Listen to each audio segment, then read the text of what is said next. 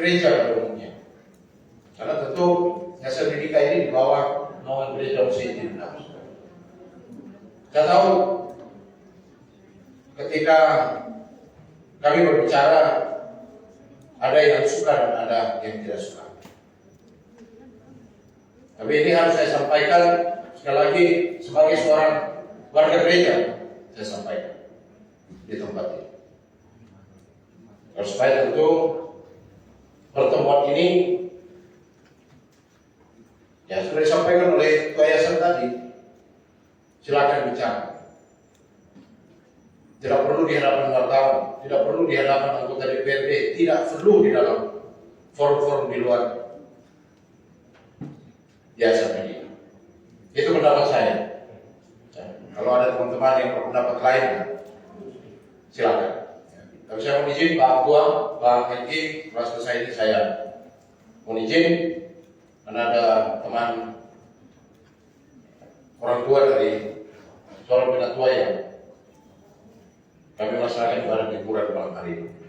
Lebih kurangnya saya mohon maaf, terima kasih, Tuhan memberkati. Shalom. Pimpinan boleh? Pimpinan boleh? Tunggu sebentar. Tunggu dulu Pak. Saya jawab. Terima kasih Pak CLR atas waktu ini bersama-sama dengan kita. Silakan menyelesaikan tugas sebagai penatua atau wilayah dan nantinya akan menjadi calon ketua panitia. Dan bersuara baik, terima kasih Pak Ketua, Pak Wakil Ketua, Pak Sekretaris Yayasan Medika Gemim, direksi yang baru dan direksi yang lama, karyawan, sekalian kita yang boleh hadir di tempat ini. Saya mau sampaikan begini, ini urusan internal yang menjadi keresahan publik. Bapak Ibu jangan menganggap ini urusan remeh-temeh dan hanya bisa diselesaikan dengan mekanisme internal. Kami ini adalah bagian dari representasi gereja juga. Jangan dikira karena kami suka melawan juga ini kami orang luar. Ya, saya tidak perlu mengungkap jabatan pelayanan di gereja juga. Sekiranya saya pernah juga dipercayakan ada di berbagai jabatan gerejawi. Tapi saya memilih jalur politik untuk melayani masyarakat lebih luas lagi. Nah, persoalan DPSK ini sudah menemukan ke publik, Bapak Ibu. Ini yayasan perlu tahu kenapa urusan ini bisa ke publik. Karena tidak tuntas pada urusan internal. Dan narasi yang disampaikan oleh saudara-saudara kita dari karyawan ini, yang tadi disanggah oleh Ibu PLT Direktur, Ibu siapa? Ibu Ani ya. Ibu perlu tahu Bu, mereka ini di titik lemah. Ya, kekuatan itu, kekuasaan itu ada di pihak yayasan. Bagi orang yang ada di titik lemah tidak berdaya untuk melawan. Berargumentasi saja bisa disekat mereka ini. Orang ada di pihak lemah tidak bisa berbuat apa-apa. Masyarakat yang di bawah itu tidak bisa berbuat lebih. Makanya kenapa mereka lari di berbagai pihak, di berbagai instansi untuk meminta ada keadilan bagi para karyawan. Kalau dibilang tadi, coba ditanya siapa? Natalia. Mau ditanya juga itu karena mereka masih diam juga. Karena sikap ini bukan organisasikan sikap pribadi, tapi sikap kolektif. Yang terjadi karena ada ketidakadilan. Nah, pergantian mekanisme pergantian ini menjadi polemik karena apa? Karena ada data yang dikemukakan bahwa ada ruang-ruang yang tertutup, yang tidak transparan. Dengan capaian prestasi yang dilakukan oleh Dr. Amiman, tidak diberikan penghargaan bagi dia untuk menangkap layanan.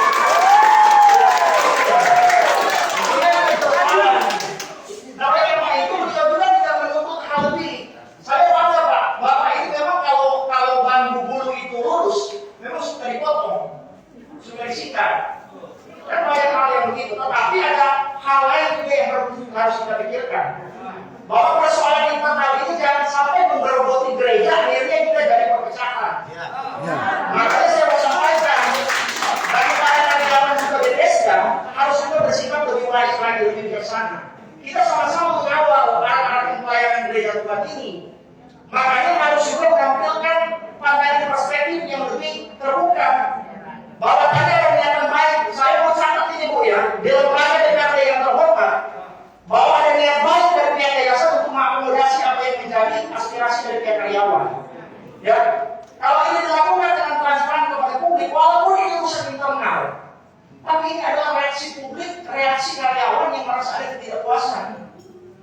Dan bagi Dr. Aminah kami berikan apresiasi yang luar biasa. Saya tidak kenal semuanya Bapak Ibu.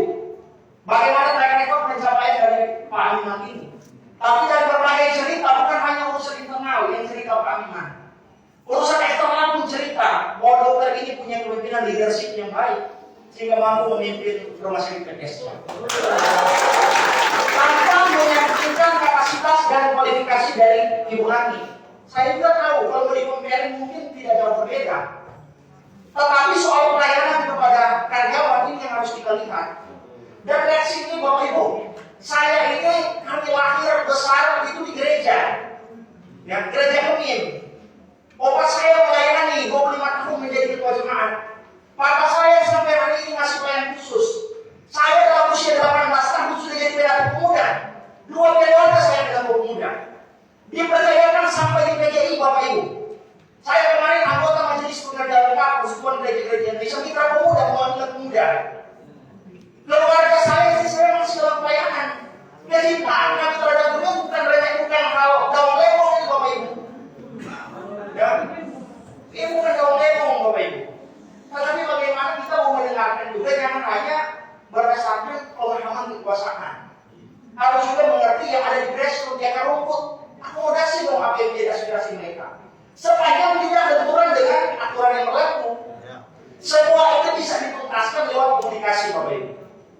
Komunikasi kalau jalan baik tidak persoalan. Kenapa datang di sini kami jadi fasilitator? Mungkin karena komunikasi yang tidak ketemu. Ya. Amin. Dan ini hal yang terjadi. Nah, oleh karena itu saya berharap pihak karyawan Pak Dr. Aminah terima kasih dedikasi yang luar biasa terhadap pelayanan di rumah sakit. Pihak karyawan juga harus memahami bahwa ada itikat baik dari yayasan untuk bisa mengakomodir apa yang menjadi aspirasi dari pihak karyawan. Kalau itu kita combine, kita gabungkan, berarti kan pihak yayasan punya niatan baik loh. Karyawan juga ingin duduk bersama supaya kita carikan solusi. Jangan sampai pelayanan terbengkalai karena ego dari yayasan dan juga ego dari karyawan. Kan begitu. Yang kita utamakan kepentingan pelayanan kesehatan bagi masyarakat Sulawesi Utara, apalagi khususnya hari itu ngomong. Karena demi hadir bukan untuk warga Kemin saja, tetapi demi hadir secara inklusif untuk seluruh warga Sulawesi Utara dan siapapun itu warga negara Indonesia. Oleh karena itu jangan sampai benturan ini akhirnya mengakibatkan kita pada perpecahan Bapak Ibu. Kita malu dong. Yang 5 tadi ini warga gereja semua. Ibu beda tua tadi itu, Ibu Melis itu dengan pemuda dulu juga. Semua kita memiliki panggilan yang sama. Tetapi memang perlu juga diingatkan bagi kita semua Bapak Ibu. Bahwa ini di platform sosial media menjadi heboh dan kesimpang siuran informasi. Ya kalau kita tidak mendapatkan informasi dengan jelas, jangan juga kita mainkan jari kita untuk menyebar informasi-informasi yang tidak produktif. Akhirnya mendegradasi gereja. Ya kan? Saya paling mau terpanggil sebenarnya di sosial media, tapi menahan diri supaya menjaga eksistensi gereja dan kewibawaan lembaga gereja kita. Oleh karena itu saya kira kita menghargai apa yang menjadi urusan internal. Bagaimana yayasan memanage ya organisasi ini agar berjalan dengan baik. Tetapi juga harus kooperatif Bapak Ibu. Karyawan juga harus memberi diri untuk sama-sama kita duduk bersama. Apa kemauan sekiranya sama dengan substansi pertama tadi. Ada apa kemauan dari pihak karyawan yang tadi tidak dibayarkan. Tadi beberapa direktur sampaikan tidak ada niatan itu.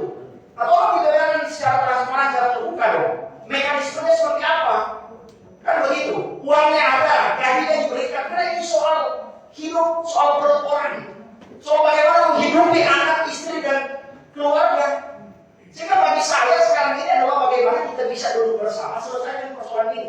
Kami akan memberikan apresiasi yang luar biasa. Kalau lewat gedung DPRD Provinsi Sulawesi Utara ini bisa menghasilkan solusi dan tidak ada lagi pertikaian di luar maupun di sosial media.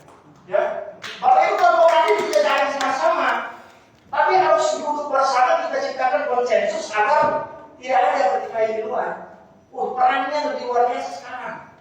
Bukan perang fisik, tapi perang narasi yang dimainkan di sosial media yang menyebabkan pandangan yang negatif, yang destruktif terhadap gereja kita. Karena itu saya lihat ya, Bapak Ibu, kita harus fair melihat persoalan ini. Ada aspirasi yang masuk yang harus ditindaklanjuti dan ada pihak pengelola dalam hal ini yayasan yang bisa mengakomodir itu. Yayasan kan sudah tidak lagi tutup mata Bapak Ibu. Mereka memberikan tangan mereka, silakan. Sembari kami tentu dalam konteks ini memberikan apresiasi terhadap kinerja dari Pak Iman. Kami juga berharap kinerja ini akan selaras, bahkan bisa lebih di bawah pimpinan Ibu PLT Direktur. Akan begitu. Supaya tidak lagi mengumumkan di publik Bapak Ibu persoalan-persoalan yang tidak produktif yang terjadi, mengakibatkan kita ini akhirnya tidak maju-maju terus ini. Kan? Sementara di kondisi pandemi hari ini semua energi kita bersatu untuk melawan pandemi ini. Nah, kalau ada persoalan problematika yang terus muncul sampai sekarang ini sangat merugikan Sulawesi Utara. Oleh karena itu perlu kita duduk bersama dalam konteks ini menghasilkan suatu rekomendasi yang bisa menjawab apa yang menjadi persoalan masyarakat dalam hal ini pihak karyawan dan juga direksi yang lama. Ini suatu contoh teladan yang luar biasa Pak Amin. Tidak melawan, tidak mencoba untuk memprovokasi, tapi memberikan penjelasan terhadap pertanyaan publik.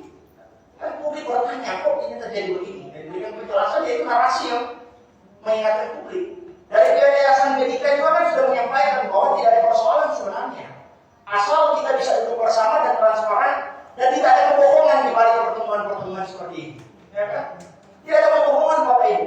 Kalau mau membangun peradaban ini, membangun pendidikan, membangun bidang kesehatan kita, ya memang kita harus juga clear pada diri kita sendiri. Ya, bahwa integritas itu dipelihara. Saya baru tahu ternyata ada Pak Pendeta juga. Kalau Pak Pendeta saya ingatkan tadi Pak Karim marah-marah. Pak Karim bilang, aduh, Pak Melki yang selalu ingatkan kita jangan bertikai, jangan marah-marah dengan pendeta. Saya sampaikan bukan pendetanya, saya berharap Bapak diundang dalam kapasitas sebagai Yayasan Medika.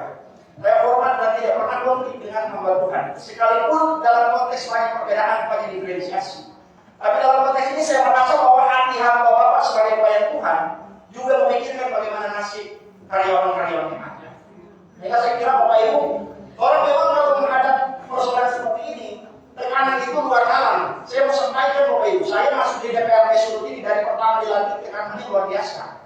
Tekanannya bisa dari dalam, tekanannya bisa dari luar. Tekanannya bisa di dalam keluarga sendiri, bisa dari luar. Tapi saya sudah sampaikan Bapak Ibu, ya, saya tidak pernah takut dengan tekanan.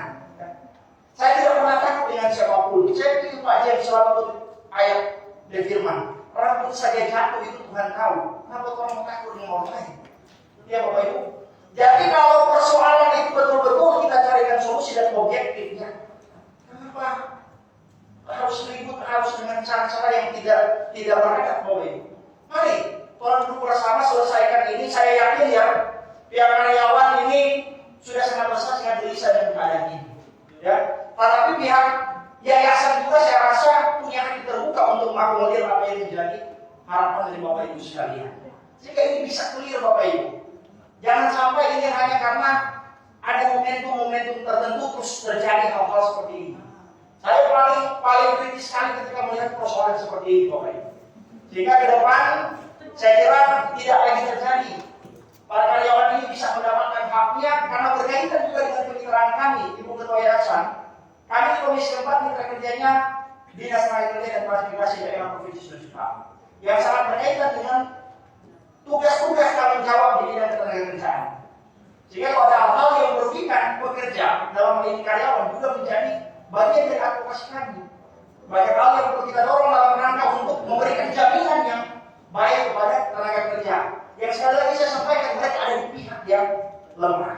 Jangan sampai pihak yang lemah ini terus diadakan dan terus ditekan sehingga tidak bisa berbuat lebih. Padahal pelayanan prima sudah mereka berikan dalam pengabdian di bidang kesehatan. Oleh karena itu saya kira ini Pak Ketua ya, kita perlu berharap pihak yayasan. Saya lihat ya, kan nanti diuji di kemudian hari.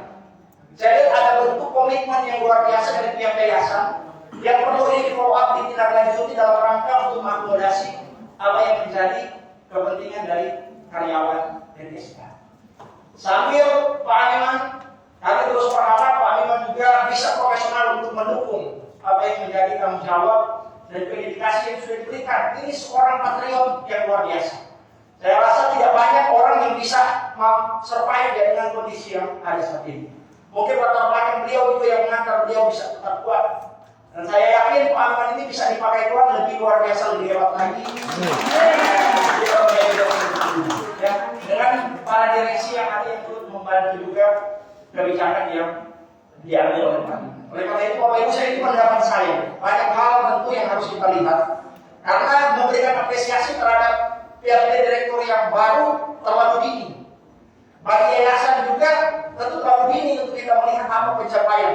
Yang nantinya mungkin ini nanti akan dipertanggungjawabkan dalam mekanisme internal, sidang, sinode, ya itu kan pertanggungjawaban internal. Tapi kenapa dia keluar ke publik? Karena ada keresahan yang muncul. Oleh karena itu, karena advokasi ini, sekiranya ini tidak terjadi lagi polemik, karyawan bisa sejahtera, semua pelayanan bisa berjalan di rumah sakit Bethesda. Saya kira ini, makasih banyak, Tuhan memberkati. Baik, terima kasih kepada PT Pandelgi. Silakan Pak Jensto. Terima kasih Ketua. Yang saya hormati pimpinan Komisi 4, Yayasan Bimbingan UIN, karyawan Rumah Sakit Bethesda, kemudian ada teman-teman saya dari Serikat Buruh dan kawan-kawan. Setelah saya ikuti penjelasan dari semua pihak, saya berpendapat secara pribadi yang dulu di Yayasan arogan.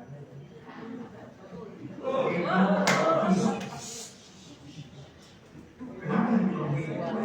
Yang pertama, kalau pergantian direksi itu tujuan yang baik, harusnya tidak terjadi gejolak yang besar. Ibu Ketua Yayasan, saya 23 tahun menjadi karyawan, bukan di Sulawesi Utara. Saya menjadi karyawan di perusahaan profesional. Tidak pernah akan terjadi pergantian pengurus atau direksi atau apa namanya, terjadi gejolak. Kalau Yayasan Medika Gemini melakukan kebijakan dengan mengganti direksi di tengah jalan dengan benar, harusnya tidak terjadi gejolak. Berarti ada sesuatu yang salah. Bahkan yang berontak, kata Pak Meldi tadi, adalah kelompok yang paling lemah, adalah karyawan. Nah, saya berpendapat juga, kata Shalom yang seringkali kita lakukan hanya dijadikan komunitas. Yang kedua, sekali lagi saya bukan orang Gemini. Maaf, saya bukan orang Gemini. Tapi saya sampai berpikir, kenapa Gemini yang hobi berantem? Nah, cukup di Yayasan Bukit dia berantem, masuk lagi di Yayasan Medika. Saya sih berharap, kalau saya ketua di sinode, saya ganti semua yayasan. Ada cara yang lebih elegan. Kalau bukan tadi, Dr. Aliman bilang, kalau memang saya korupsi, lah saya ke polisi. Kalau memang ada temuan audit harus diganti, dilakukanlah rekomendasi audit. Itu bahasa-bahasa yang sebetulnya yayasan bisa lihat. Saya juga berpendapat pimpinan, berdasarkan Undang-Undang Nomor 28 Tahun 2004 tentang yayasan.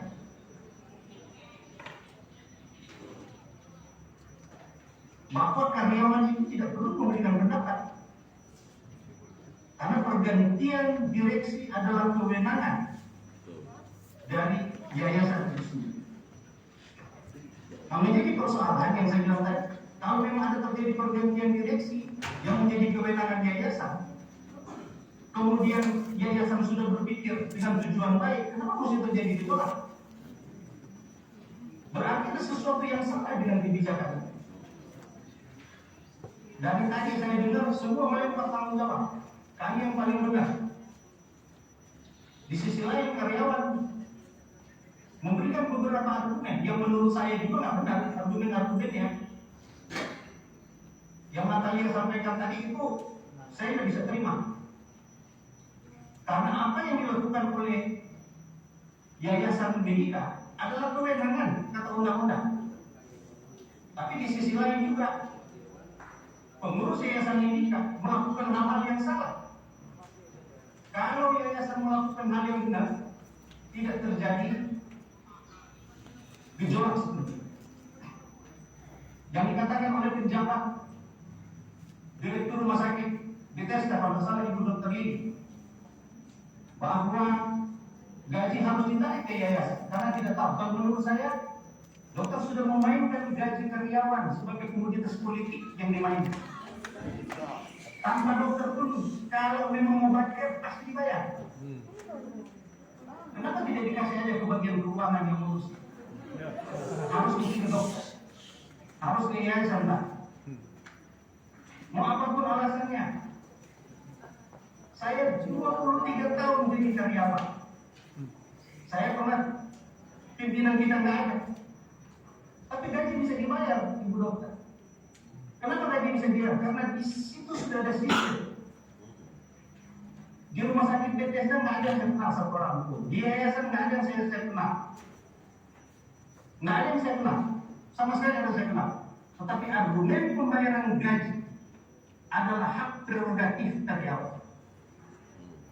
Dan saya yakin sistem yang ada di rumah sakit Bethesda, siapapun pimpinannya, katakanlah semua direksi itu meninggal karena alasan force majeure, tapi karena sistem pembayaran gaji sudah ada, pasti terbayar. Sekarang pasti punya payroll system yang tidak perlu dibayarkan satu-satu. Nah, dari penjelasan tadi, ditarik satu-satu pasti dibayar, ada pemotongan. Menurut saya, pejabat Direktur Rumah Sakit Bethesda memainkan gaji sebagai komoditas politik. Ini yang membuat situasinya menjadi lebih panas. Oleh sebab itu, sekali lagi pimpinan, saya berharap Yayasan Medika Dumim dapat menyelesaikan persoalan ini dengan mendengar suara dari bawah. Karena hari ini begitu banyak rumah sakit yang ada.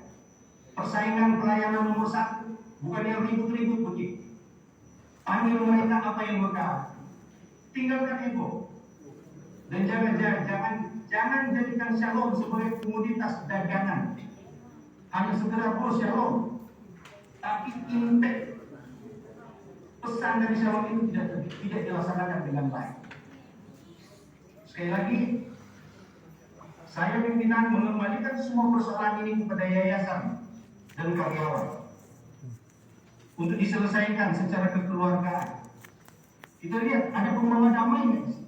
Ya. Kalau persoalan ini masih terus bergeliat ke sana kemari, saya meminta Ketua Sinode supaya mengganti pengurus Yayasan Medika sebagai orang-orang yang membuat suasana ini menjadi kacau balau seperti ini.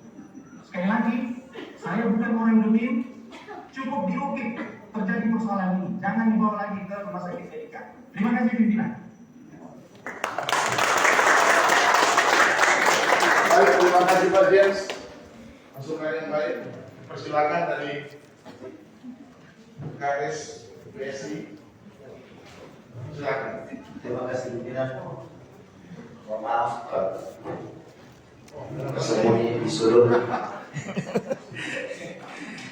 Nama saya Mas Bowotong.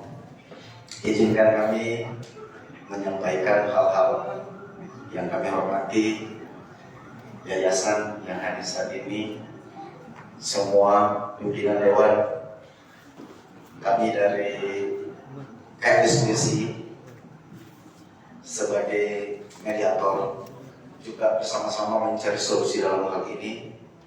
Saya kira kami hanya meminta persoalan ini di atas segalanya sesuai dengan aturan yang berlaku, karena pada prinsipnya pada pergantian itu hak dari yayasan. Ya, tetapi kita meletakkan peraturan itu di atas segala-galanya. Yang pertama, pada pergantian tersebut, pada waktu saat tanggal itu ibu masih wakil sekretaris kalau tidak salah.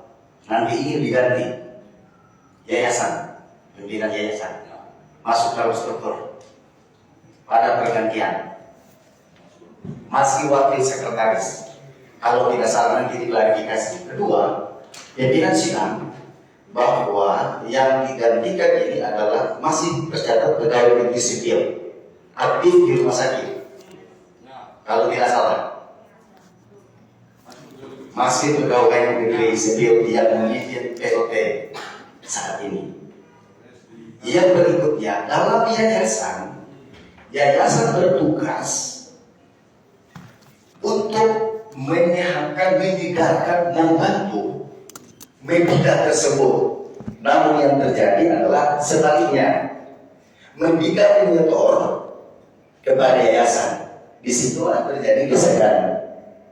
Awalnya itu ada kesepakatan bersama. Tetapi yang terjadi sebenarnya dalam aturan itu, yayasan berhak menghidupkan media ini. Tetapi jika mentor ini by step, malah ditambah-tambah terus. Dan dari rumah sakit mentor kepada yayasan, kalau tidak salah bukan?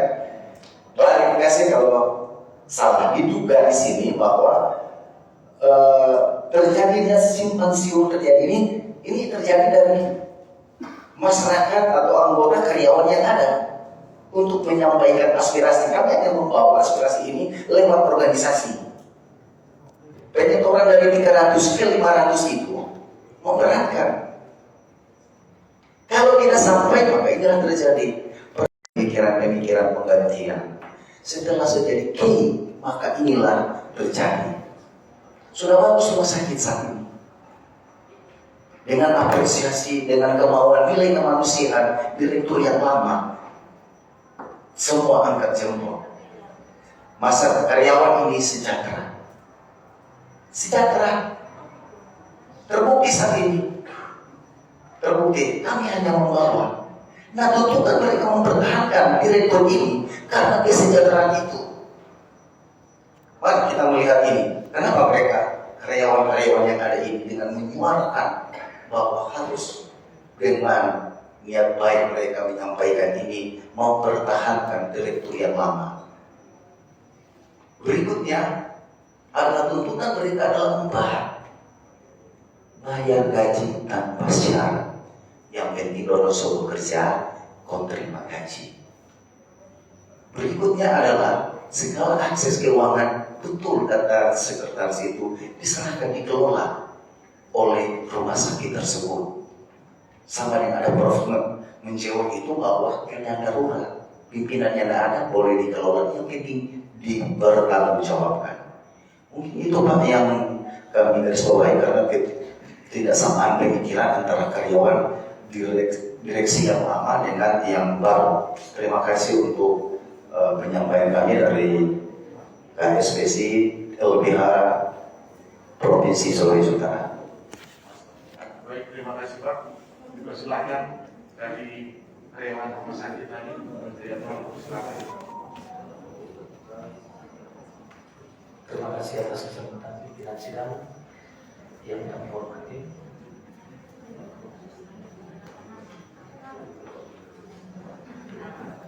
Perkenalkan, nama Franky Wolamintan, dipercayakan sebagai humas rumah sakit PT Sudarmo.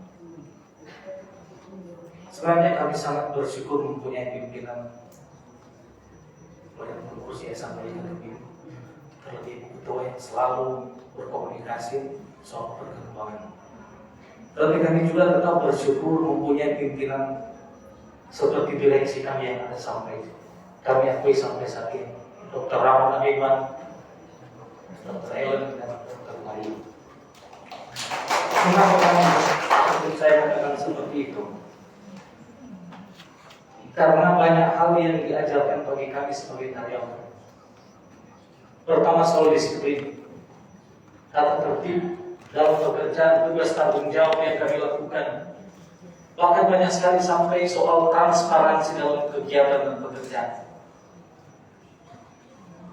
Sehingga ketika terjadi pergantian ini adalah murid dari karyawan, bukan digerakkan oleh pimpinan atau direksi yang diganti, bukan. Itu yang harus menjadi catatan bagi saudara-saudara sekalian ataupun yang melihat atau menyaksikan. Sehingga kami melakukan aksi seperti itu. Bentuk dari perlawanan kami adalah kami menutup pintu utama bahkan ruangan direktur. Jadi sekali lagi kami cuma mau menekankan bahwa ini murni dari pergerakan kami sekalian sebagai karyawan-karyawati yang mempertahankan direksi kami yang sudah memberikan kami yang kami rasakan itu ataupun yang tidak pernah kami rasakan sebelum-sebelumnya. Walaupun ini kita kurang tahu apakah ini kebijakan dari pimpinan, dari pengurus, tetapi ketika kami menikmati soal kenaikan gaji, ketika kami mendapatkan seragam yang baru, 2 pasang, bahkan ada mungkin yang sudah dapatkan sepatu, ini menjadi satu kebanggaan bagi kami. Waktu kami belum dipimpin oleh begitu Dr. Rahmat, malu orang mau pakai baju seragam begini, berjalan-jalan di pusat kota karena apa? Utang.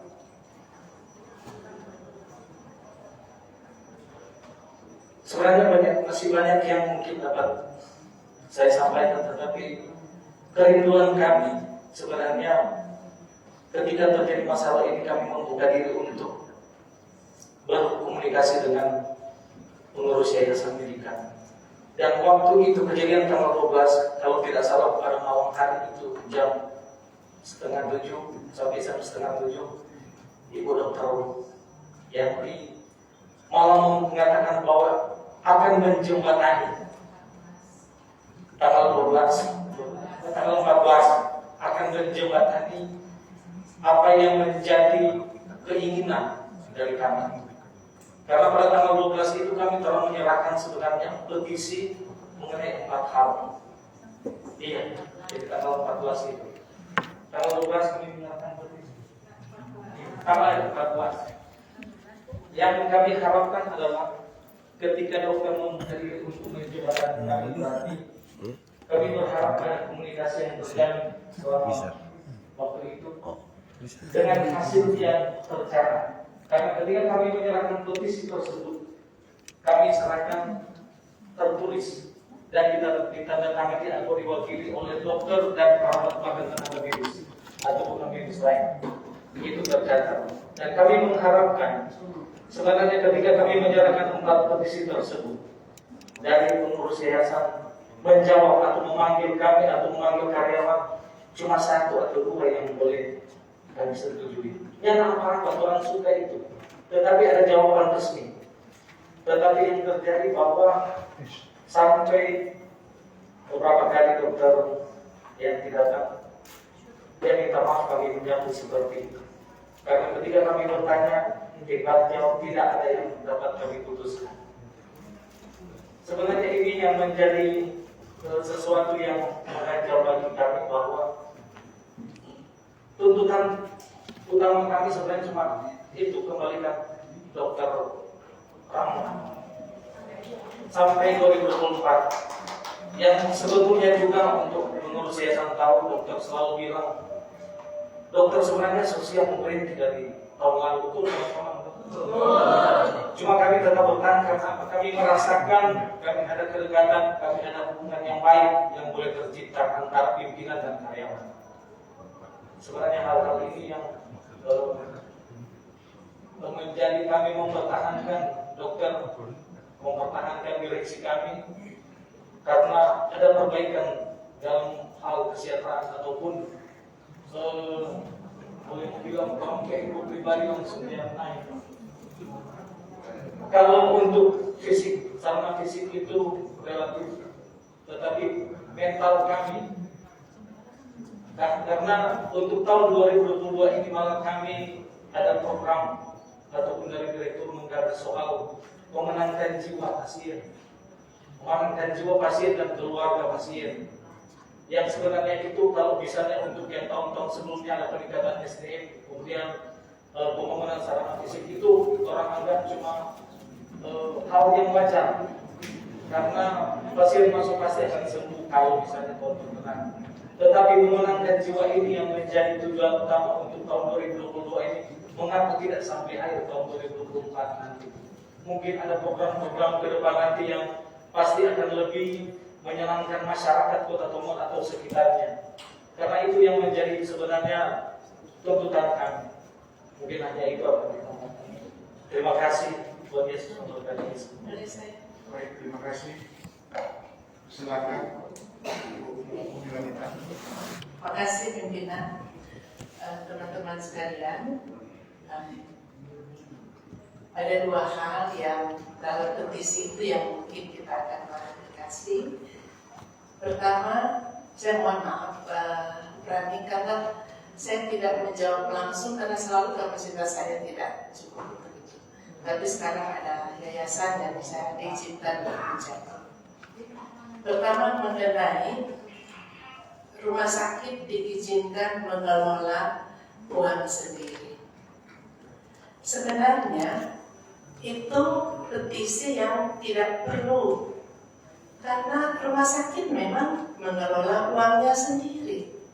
Saya sampai berpikir, kenapa ada petisi rumah sakit diminta mengelola uang sendiri? Rumah sakit hanya diminta melaporkan. Setiap bulan ada laporan keuangan yang jelas. Cuma itu. Yayasan tidak pernah sampai saat ini, kami SDM kami tidak ada. Di yayasan kami hanya ada berapa orang pegawai untuk mengelola 7 unit di bawah Yayasan Medika Bening. Dan tidak mungkin kami mengambil alih saat ini untuk pengelolaan keuangan unit termasuk Bethesda, sehingga menjadi pertanyaan, kenapa ada petisi itu? Berita dari mana bahwa yayasan akan mengelola keuangan rumah sakit? Ya,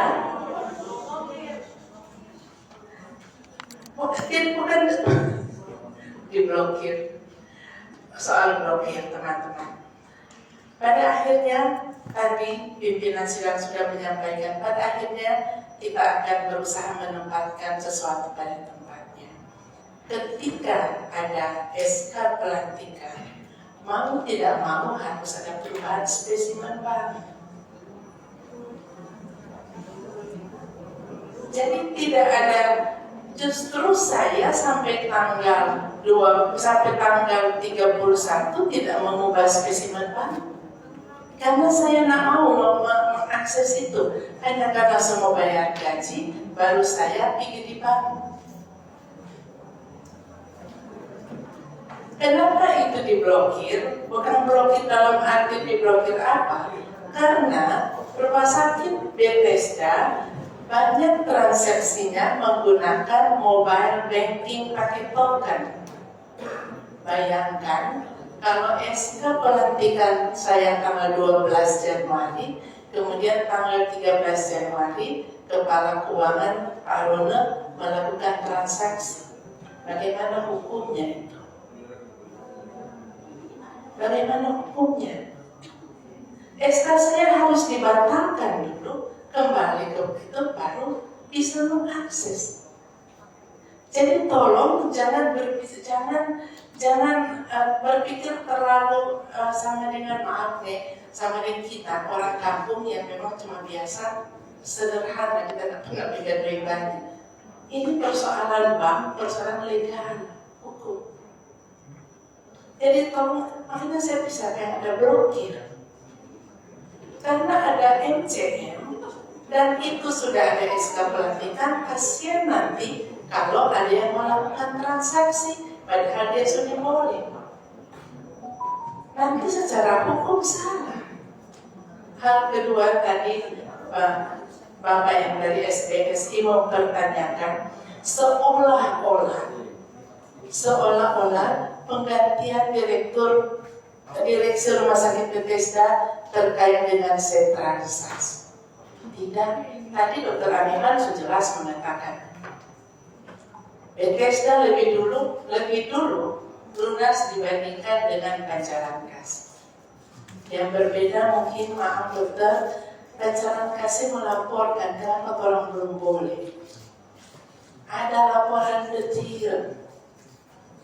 Sehingga ketika saya di rumah tangga, saya harus tahu kita punya anak berapa makan, baru kita mau beli TV.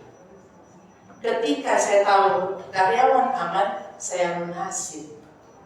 Tapi ada laporan, sehingga yayasan tahu memang ini pancaran kasih, memang ada kurung kedoikan atau kita harus amankan dulu gaji pegawai dan operasional. Setelah itu saya lunasi. Jadi itu bukan itu masalahnya. Terkait sentralisasi Bapak-Bapak Ibu, sebenarnya begini. Ini adalah doa kita bersama. Doa kita bersama jemaat Ibu. Ketika pertama kali ditetapkan pancaran kasih Bethesda 350 juta, saya waktu ditugaskan di pancaran kasih, saya marah ke yayasan. Saya bilang, bermain dengan moni. Walaupun saya di yayasan, saya bermain moni. Rumah sakit model begini mau memintakan 350 juta. Teman-teman di yayasan mengatakan, dokter, penetapan angka itu berdasarkan evaluasi keuangan rumah sakit 3 tahun terakhir. Nah, terus sudah. Pokoknya kita bilang kalau boleh kita kasih banyak nyanda. Justru dokter Animan, senior saya yang selalu lebih dulu melunasi. Coba lihat, saya di pancaran kasih, memang mama-mama betul, kita mesti tahu betul dulu baru kita sekal bantu. Tapi dengan target saya akan melunasi. Kenapa? Kenapa sebenarnya orang mulai menggerakkan ini? Sebenarnya awal pertama ketika yayasan menginstruksikan setiap unit untuk menaikkan gaji karyawan menurut tabel PNS 2019, dan setelah semua unit berhasil menaikkan, kita minta maaf, kita tanya Pak Sekretaris, pendeta kalau sinode gaji sekarang menurut tabel berapa? Yang kita tanya, karena kita sama dengan Dr. Mario, tapi Bapak pendeta almarhum. Jadi ketika 2015, orang bilang kalau begitu orang bantu sinode untuk menaikkan gaji pokok pendeta. Ketika pendeta masih pegang, jemaat masih aktif, gaji pokok tidak penting karena jemaat mendukung. Tapi ketika dia pensiun dihitung 80% dari gaji pokok. Tapi Bapak sekarang pensiunnya nanti 2 juta. Nah artinya kemudian mulailah orang sentralisasi. Target pertama untuk membantu sinode menaikkan gaji pendeta. Kenapa gaji pendeta tidak naik-naik sampai sekarang? Karena orang masuk ke zaman COVID, pandemi. Sentralisasi dari jemaat tidak tetap. Dan laporan di sidang majelis sinode tahun di Lobu akhir tahun lalu menyampaikan bahwa kontribusi daripada Yayasan Medika sekian M. Bahkan untuk pertama kali laporan di sidang majelis sinode tahunan, mungkin Pak Melki pimpinan tahu karena sangat aktif di jemaat, ada sekian M untuk pertama kali dan kontribusi terbesar dari Yayasan Medika. Jadi walaupun jemaat belum sentralisasi cukup karena pandemi, tidak ada tenaga gereja yang tidak diberi gaji seperti biasanya, dan itu adalah hasil dari teman-teman sekalian. Ketika memasuki tahun 2022, sampai orang sudah cerita begini, kenapa orang coba kasihnya 500? Senior saya Dr. Amiman ikut rapat waktu di pancaran kasih menaikkan 500. Kita lihat aku ada dengan. Tapi kan orang udah bagus itu. Kalau nggak tercapai kan jangan mau tembak mati. Jadi orang akan membayar sebagaimana seharusnya, sebagaimana semampunya. Tapi harus ada target. Sampai terus terang tak pikir kalau kayak begini, sebenarnya ini bisa mendorong gereja Masehi Injil Minahasa untuk maju bersama. Kenapa? Kalau rumah sakit memberikan kontribusi yang baik, ya, rumah sakit tidak akan malu-malu dan rumah sakit membenahi diri. Rumah sakit tidak akan malu-malu bilang ke ketua jemaat kalau ada jemaat sakit, pergi di rumah sakit demi. Kenapa penting? Karena kalau keterisian tempat tidur di atas 75%, rumah sakit akan untung. Dan keuntungan itu bisa membantu kembali ke yayasan pendidikan supaya orang jangan ikut mata sama yang sekarang. Terus SD demi Wirama Tanah yang tidak jalan dengan baik ketika diambil alih oleh Siloam Group menjadi sekolah bagus. Yang orang nyala bikin sendiri. Semuanya bergerak ke arah situ. Jadi sama sekali Bapak-Bapak Ibu, sentralisasi itu tidak berdiam di kas yayasan. Tidak.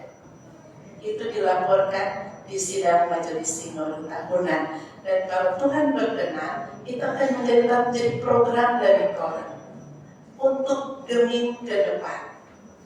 Untuk demi itu juga dilaporkan di sidang majelis sinode tahunan. Nyanda maaf nih, nyanda BPMS ada pakainya. Interupsi pimpinan. Terima kasih. Ya, baik, silakan Pak Jas.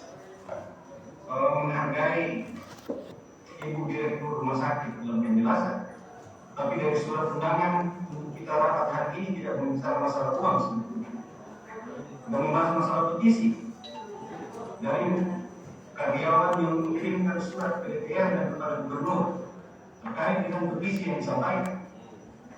Oleh sebab itu, di dalam rapat hari ini yang saya bilang dari awal tidak menyentuh dari objek yang disampaikan dalam surat. Harusnya kita membahas terkait itu. Tadi sudah yang benar yang disampaikan tadi adalah yang disampaikan oleh Pak Pendeta John. Pendeta John kalau tidak salah ya, sekretaris, bahwa karyawan tidak berhak mengatur keputusan yayasan. Itu benar. Karena undang-undang yayasan mengatur itu. Harusnya di dalam rapat ini kita membahas terkait dengan petisi yang diajukan oleh karyawan Rumah Sakit Bethesda. Yang saya bilang tadi, hari ini harusnya yayasan harus berpikir bahwa begitu banyak rumah sakit dibangun, di mana persaingan luar biasa, pelayanannya harus bagus. Dan saya juga menghargai apa yang yayasan lakukan untuk pergantian. Itu memang hak yayasan, tapi kalau begini pergantian terus gaduh begini gimana? Dan ada pengakuan juga dari Ibu Dokter Miri kalau salah tadi bahwa target yang disampaikan kepada Rumah Sakit Bethesda itu berjalan baik, sekolahnya bagus. Tapi kemudian ada pengakuan juga dari karyawan bahwa dengan adanya direktur yang barusan diganti, kami merasa bahwa kami bakal menjadi karyawan dari Rumah Sakit Bethesda Tomo. Tapi tiba-tiba ini diganti. Kan itu sebetulnya poinnya. Coba dicek lagi, jangan-jangan yayasan punya gerbong yang lain mungkin mau taruh di sana. Sampai dia ribut begini. Kalau tujuannya ini bagus, sekali lagi Ibu Ketua Yayasan, kalau program pergantian direktur rumah sakit ini bagus, harusnya tidak gaduh seperti ini. Tidak gaduh. Oleh sebab itu pimpinan harusnya diputusin aja, karena ini semakin lama nih. Kalau saya berpendapat, persoalan ini dikembalikan kepada yayasan dan karyawan yang ada.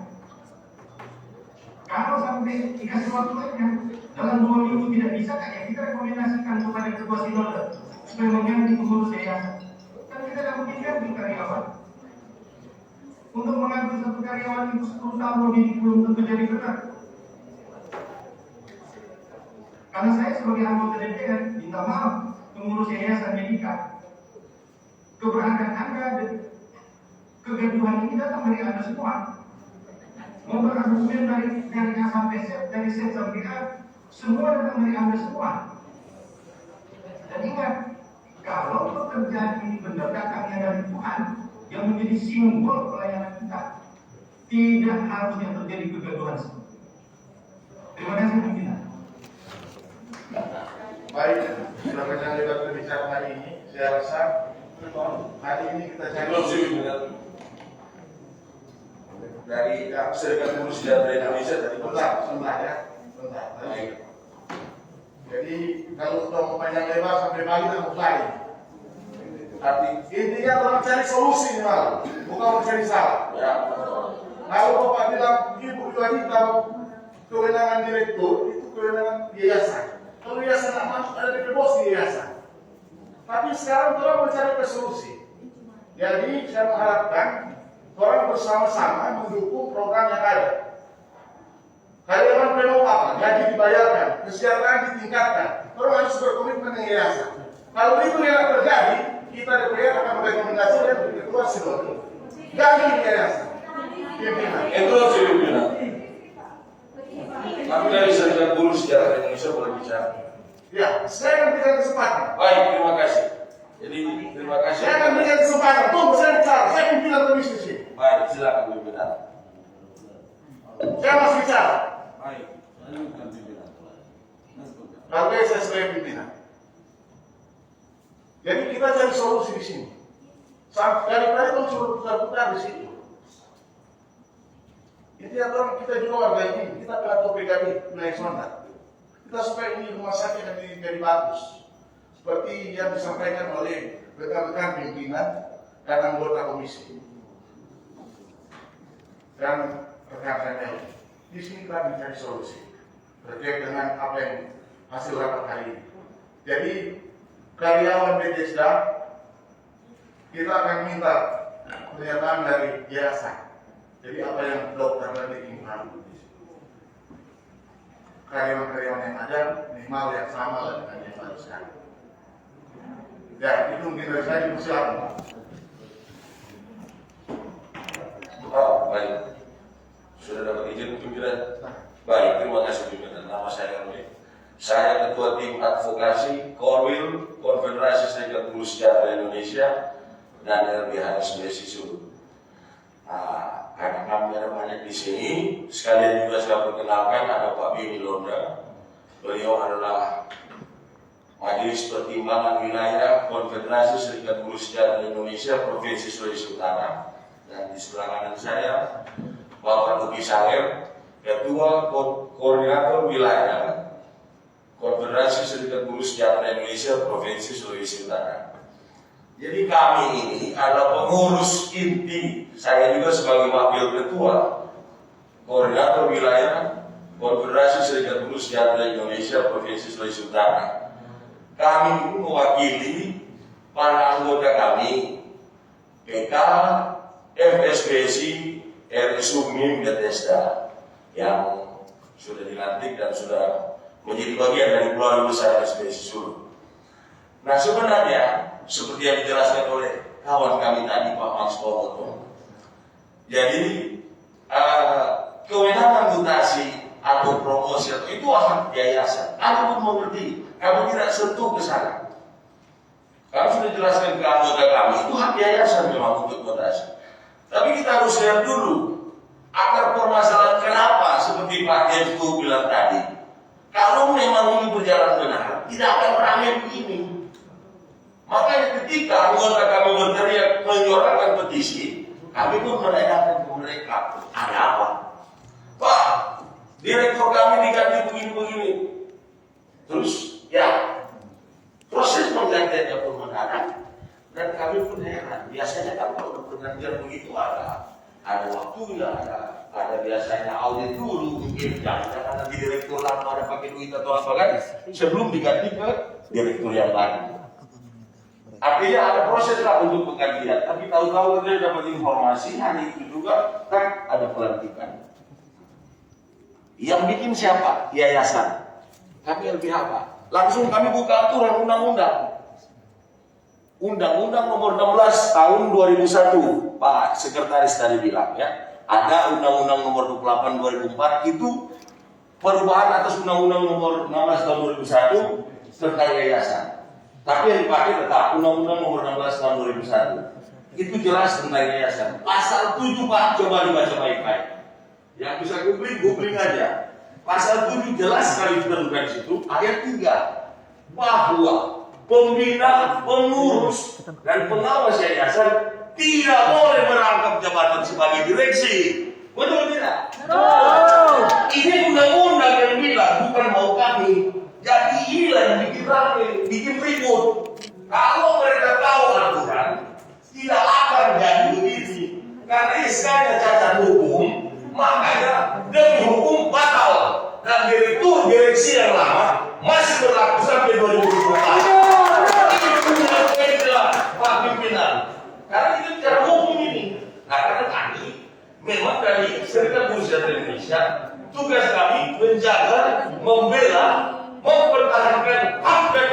setiap anggota kami Pak, sampai dimanapun kami kawal. Itu tugas kami. Dan Undang-Undang 21 jelas mengatakan itu Pak. Jadi itu dasar hukum kami Pak. Jadi kami bukan asal bicara, kami asal demo, teriak-teriak kemarin yayasan. Tidak, kami mengawal mereka, anggota kami, supaya jangan keluar dari rel. Selalu saya bilang, pakai aturan. Ada hukum yang mengatur tentang ketenaga kerjaan. Ketika terjadi perselisihan, Undang-Undang Nomor 2 Tahun 2004 jelas penyelesaian perselisihan hubungan industrial. Nah sekarang hubungan industrial terganggu. Akibat apa? Kesewenang-wenangan, arogansi, itu jelas. Tapi ya itu tadi, kita kan warga dunia sama-sama. Mari kita duduk bersama. Kami sudah sampai, anggota kami sudah kirim surat juga ke sana untuk minta. Semua ditolak Pak. Makanya karena mereka tidak mau bertemu, maka kami gunakan kewenangan serikat. Kami turun jalan. Langsung atas perintah Ketua Korwil, kita bikin laporan pemberitahuan ke Polres dan kita unjuk rasa damai. Dan 2 kali kami lakukan unjuk rasa itu tidak ada yang aneh-aneh Pak, karena kami mengikuti aturan. Ini sebagai informasi buat pimpinan. Makanya kegaduhan itu betul kata Pak James bilang tadi. Ini berasal dari pengurus yayasan. Kalau mereka tahu aturan, tahu bikin SK, tidak akan jadi begini. Baca baik-baik Undang-Undang Nomor 16 2001 Pasal 7 ayat 3. Bagaimana seorang pengurus yayasan bisa mengangkat jadi direktur? Inilah kegaduhan yang jadi. Undang-undang tentang rumah sakit itu ada. Pasal 34 Undang-Undang Nomor 44 Tahun 2009. Pemilik rumah sakit tidak boleh jadi pimpinan. Nah kalian kan yayasan pemilik. Itu aja sudah melanggar aturan. Karena melanggar aturan, maka SK yang dipegang oleh Ibu Yanti lagi ini cacat hukum. Nah kalau cacat apa yang boleh dipertahankan? Demi hukum batal. Maka SK yang dipegang oleh Pak Radon dan 2 direksi yang ada itu berlaku terus sampai 2024 dan tidak bisa dibantah itu. Kewenangan Anda untuk melakukan mutasi, tapi ikut aturan. Undang-undang ada. Jadi jangan sembarang kasih mutasi atau kasih SK ke orang kalau Anda tidak tahu aturan. Kami serikat buruh selalu berada di tengah. Silakan kalau mau konsultasi dengan kami, bukan semua pekerja. Pengusaha pun datang ke kami. Waktu itu melanggar aturan. Oh tunggu, kita buka dulu aturan. Jadi semua sama-sama enak. Makanya karena anggota kami sudah kasih surat ke pengurus yayasan tidak ditanggapi, ya kewenangan serikat keluar. Kita tahu hal itu unjuk rasa. Kami teriak-teriak sampai suara hilang. Orang Madu bilang di depan kantor yayasan. Akhirnya ya terima kasih Ibu Yuanita mau bertemu dan Pak Sekretaris juga waktu itu turun.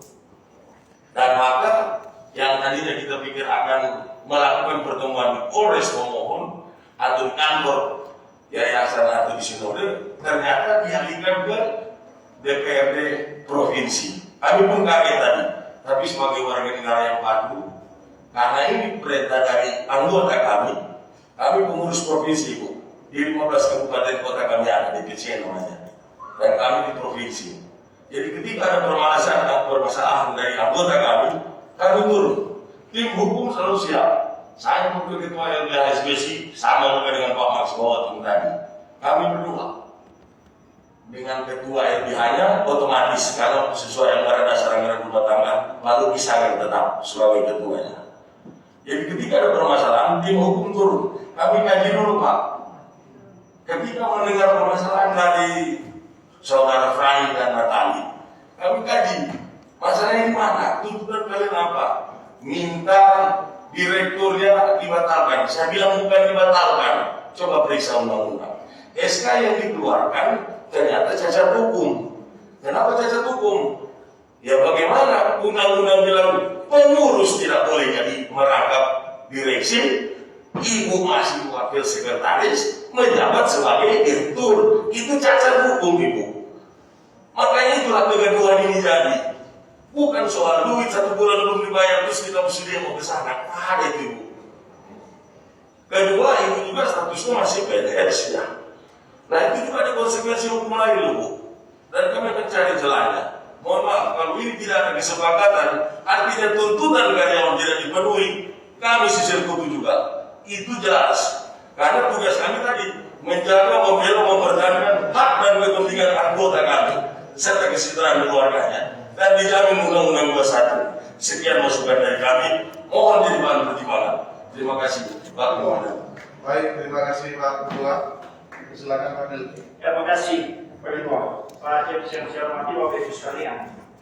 Ini polemik ini kan muncul seperti ini saya sampaikan tadi, karena memang sudah keluar ke publik. Harusnya hal-hal seperti ini bisa diselesaikan dalam mekanisme internal. Yang ke publik ya memang karena ada hal-hal yang di luar pada ketentuan. Akhirnya pihak yayasan juga kesulitan dalam mengambil satu keputusan. Coba kita lihat tadi ya. Ini persoalan petisi yang disampaikan ke kita. Ini sama sekali ini bagian dari pertanggungjawaban pihak yayasan. Semua berorientasi pada pihak yayasan. Coba kalau itu tadi.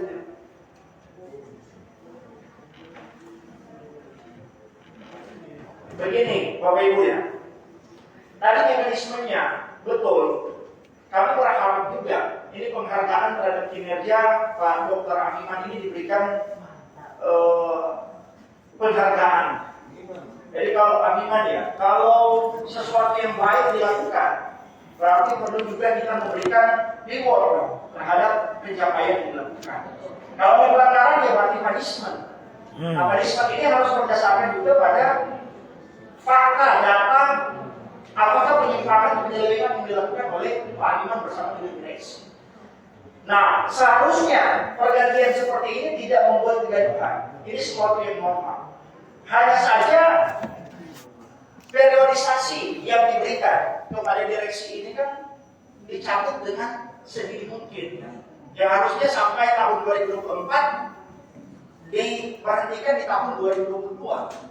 Nah, hal-hal seperti ini yang harus menjadi catatan sebenarnya. Kenapa dilakukan pencabutan SK dan digantikan oleh direksi yang baru? Alasannya apa? Nah, ini yang harusnya diketahui lebih dulu oleh pihak direksi. Kan begitu mekanismenya. Agar tidak ada persoalan diberi tahu mungkin ya Pak Amiman ini nanti dipromosi dan direksi yang lain ada promosi lainnya. Atau mungkin sudah bebas tugaskan karena ada pelanggaran lain sebagainya, perlu ada investigasi lebih mendalam. Kan begitu. Kalau tidak, tanpa alasan yang jelas, ya ini semua bertanya. Kan begitu, ada kebingungan. Nah, itu yang pertama. Yang jadi persoalan yang kedua adalah soal komunikasi tadi pihak dari karyawan menyampaikan. Saya agak bingung ini. Saya percaya pada semua pihak. Tapi begini ya, kenapa ini bisa keluar dan tadi disampaikan komunikasinya lancar, ada dari pihak karyawan, komunikasinya tersendat karena pihak yayasan juga tidak kooperatif dalam membangun hubungan antara pihak yayasan dengan para karyawan. Yang benarnya di mana ini? Komunikasinya tetap tercipta terus tidak terdapat solusi atau memang tidak menghasilkan komunikasi sama sekali? Ini kan jadi pertanyaan. Padahal itu sudah dikonfrontir loh. Bagaimana kalau misalkan sepihak, pernyataannya sepihak, bisa lebih kacau lagi nih. Kan begitu. Nah, polemik ini akhirnya tuntutan dari para karyawan agar menganulir SK yang dikeluarkan oleh yayasan terhadap PLT direktur yang baru dan mengembalikan direksi yang lama.